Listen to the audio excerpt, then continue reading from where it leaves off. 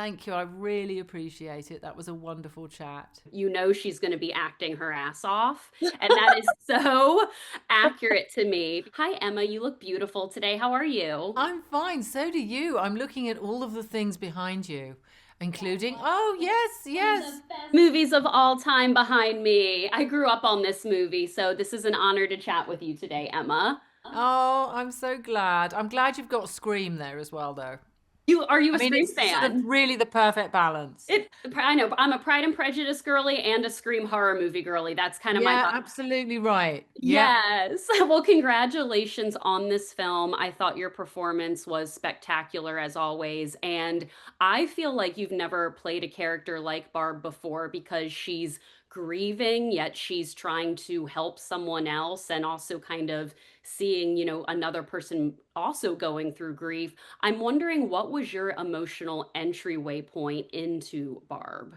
Oh, what a good question. I think I think the real way I got into her was by talking to Minnesotan women, actually. I needed to find out, what their sort of pH was, what their kind of alkaline acid balance was. Everyone has these different feels to them. What's the tonality of this woman? And I took an awful lot of Barb from the women I met, talking to for months on end in Minnesota. A kind of a humor, a great good humor, a deep resilience, a kind of slightly not cynical, but very realistic view on life, its limitations and its joys and its things, and a really deep humility, actually, a humbleness. People that you can't imagine them wanting to be better than someone else. And I think that I found that quality also in the Finns, because the country's on the same latitude, Finland and Minnesota, and the landscape is very, very similar. So I actually gained an awful lot of Barb's character from women of that region. Of course, and your Minnesota accent was perfect. Well, that's why. It's because of them. Because I spoke to them in Minnesotan for months. And in fact, they only heard my voice the way I talk normally, right at the end, and they were slightly taken aback, as though suddenly I wasn't being authentic with them. Interesting. Yeah. you know? No, this is me. This is my natural accent. Well, Yes, and I they would have go, to, "You're kidding. You yeah. sound so weird." It does sound wildly different than your natural accent, of course. Well, obviously, you are an actor who's been in every single film genre, like romantic drama, animated, musical. Is there a particular genre that you feel like you thrive in or one that you enjoy? Is it mainly about the character, or do you find yourself kind of being drawn back to a certain genre? I don't think I do. I think what I'm always drawn to is the script. Always. And what I've recently been so lucky to be able to do is scripts that about women whose stories I've never seen before.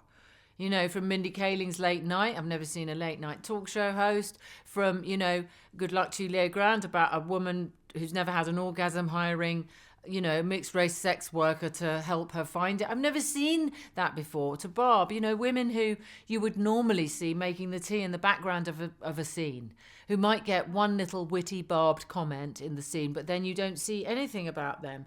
But these women have been brought by the writers to the centre, and now the story's about them. And you realise that they're just as capable of heroism and fascinating actions and decisions as anyone else. So I'm really enjoying this bit of my working life so much because of that. And Barb was just one of those ones where I went, oh, you mean, oh, I get to do this now. This is fun and also really painful. And slightly stupid, actually, because I'm 66. Why would you start doing action movies at the age of 66? It's really dumb. Well, Anyway.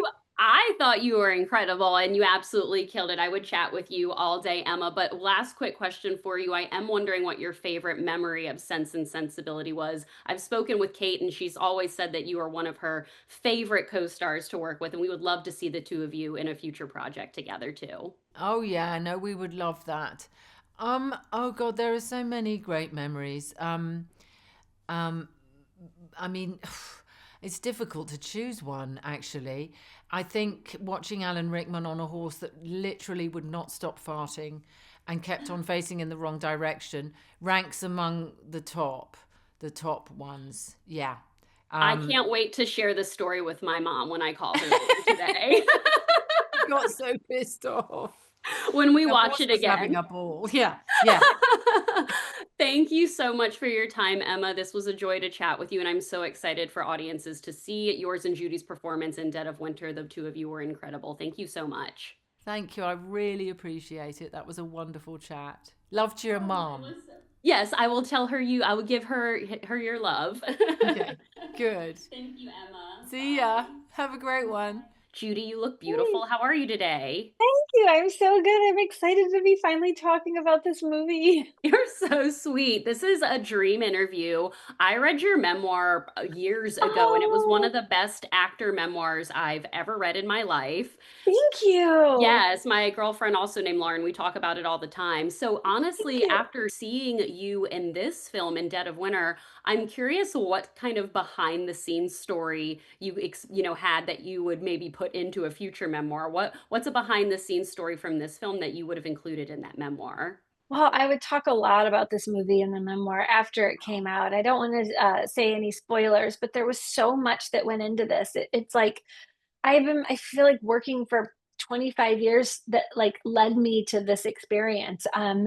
The physical, like how physical the role was, how we prepared and trained for the role, the acting itself, the backstories that we came up with, like, but also like how much fun we had and how close we all got. Like, I'll know all these people for the rest of my life. And in a time where when I first started in this industry, like we would all live in hotels together and we would all become really close. And then as time went on, like everyone's like renting apartments and we're all on Airbnb and like, we're not really like as tight knit anymore. And in this one, we had no choice because we were in the middle of Finland in like a very remote location. So we were all like together all the time, on set, off set, eating all our meals together, spending our days together. Like it was like we became a real family. You had to be close for warmth, right? Like, Then there was that. Yes. I was like, gosh, Emma and Judy in this cold. Like, what did your personal survivor kit on set look like? Well, thankfully, I'm running a little hot these days, so I wasn't as cold as maybe normal. Also, there was a lot of layers, Yeah. and I will say I was pretty dehydrated the whole time because none of us ever wanted to go to the bathroom because we had the bathrooms were like down a mountain, and we had so Oh many layers, and it like really took like a half an hour if we wanted to go to the bathroom, and so it was like, oh God, do we want to stop shooting for that?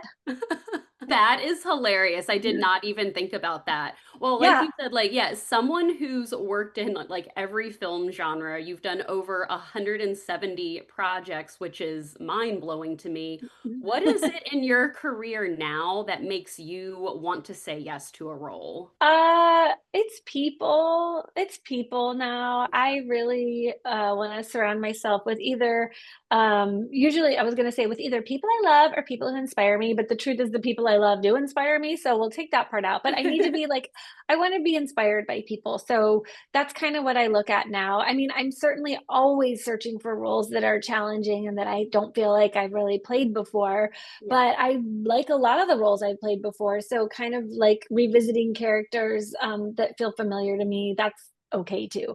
Yeah. But I want to like work with cool people. And I do like going to cool places. That's a really fun part of my job. It absolutely is. I read a tweet the other day that said, if Judy Greer is going to be in a movie, no matter the length of time, you know she's going to be acting her ass off. And that is so accurate to me because I recently saw The Long Walk and I'm a friends with Francis Lawrence. I think he's an incredible director. I want to, yes. And you didn't have a whole lot of screen time in that role, but you obviously still chose it because, you were playing this grieving mother in a way there too. Yeah, yeah. Yeah. So what was your kind of experience working on The Long Walk? Well, in that I really wanted to work with Francis and like a Stephen King. You know, that's a movie that had never been made. His first book he ever wrote, like all of that stuff. But when I read that script, I really felt like you're right. It's not a ton of screen time, but it really packs a punch, and Yeah. the role is so pivotal. You know, it's the only woman in the movie, and she's kind of there. I thought of my job as representing all of the parents of those boys. So I was really like trying to represent like not only the parents of all of those boys going on that walk, but also like all of the parents that have ever had to say goodbye to a child and not knowing if they will ever come home. And I felt like at the time that I read this script, that was important to me. I really wanted to say thank you to all the parents who have to say goodbye to their kids and send them off. And the book was written in response to the Vietnam War in 1967, but it really is like, you Wow. know, anytime we send our kids out into the world these days. Yeah, well, you did that. I love how you put that. You were truly representing all of the parents in that scene. Judy, I would chat with you all day about your I know, me filmography. Yes, too, but Lauren. I'm Me so too. excited for audiences to see your performance as the Purple Lady here. You've truly never done anything like this before. Would love to see would love to see Purple Lady and Mayo have a standoff. Yeah, I've actually thought maybe she's an older Fern Mayo. Like maybe Fern grew up and this is her. This is her in her purple getup now. Yes, Thank you so much, Judy. You were so sweet to chat with. of course. Thanks, Lauren. I appreciate talking to you.